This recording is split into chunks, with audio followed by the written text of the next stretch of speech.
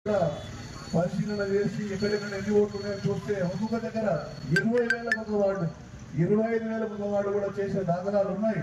అటువంటిప్పుడు అమీన్పూర్ ఈ ప్రాంతం వాళ్ళు మీకు ఏం పాపం చేసిందని అడుగుతా ఉన్నా. ఎందుకంటే ఈ ప్రాంతం వాళ్ళు ఈ రాష్ట్ర ప్రభుత్వానికి అన్ని విధాలు సపోర్ట్ చేయలేదా? ఈ ప్రాంతం వాళ్ళు మీ రాష్ట్ర ప్రభుత్వంలో లేరా? ఏది దీన్ని ఇంత వివక్ష చూడడానికి కారణం ఏంటని ప్రశ్నిస్తా ఉన్నాం.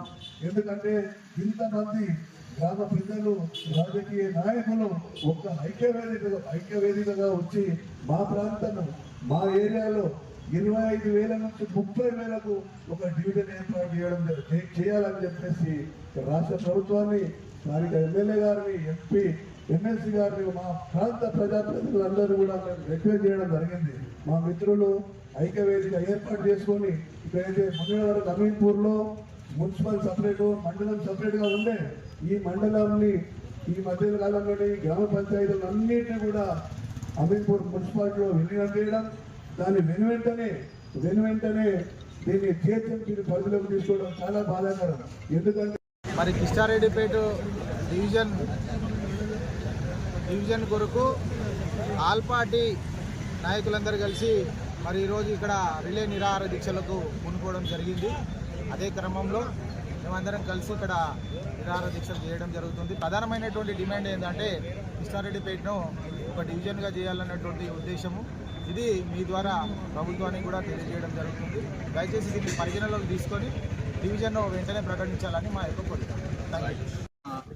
ఉమ్మడి 8 గ్రామ పంచాయతీలు మండలంలో ఉండే ఆ 8 గ్రామ పంచాయతీలను తీసుకుపోయి మున్సిపాలిటీలో కలిపారు. మున్సిపాలిటీలో కలిపిన ఒక 6-7 నెలలనే మళ్ళా జిహెచ్ఎంసీలో విలీనం చేసి ఆ జిహెచ్ఎంసీలో కూడా డివిజన్లుగా మార్చి సుల్తాన్పురం డివిజన్గా ఉండే మరి సుల్తాన్పురం డివిజన్ తీసుకపోయి ఇప్పుడు 270 అమీన్పూర్ కూడా 271 అమీన్పూర్ చేశారు. అవి కాకుండా ఇక్కడ 1,20,000 ఓట్లు ఉన్నాయి. ఆ ఓట్లను బట్టి 4 డివిజన్లు కావాలి. 4 డివిజన్లు కాకుండా 2 డివిజన్లు చేస్తే పరిపాలన అందించడానికి నాయకులకు కూడా సరైనది కాదు. కాబట్టి ఇక్కడ కిష్టారెడ్డిపేటను డివిజన్గా మార్చినట్టుంటే ఈ అధికారం అనేది సంకూలంగా సాగుతుంది, అభివృద్ధి బాగా చేసుకోవచ్చు అని చెప్పి మేము ఈ కిష్టారెడ్డిపేట డివిజన్ చేయడానికి రిలే నిరాహార దీక్ష పూనుకున్నాం.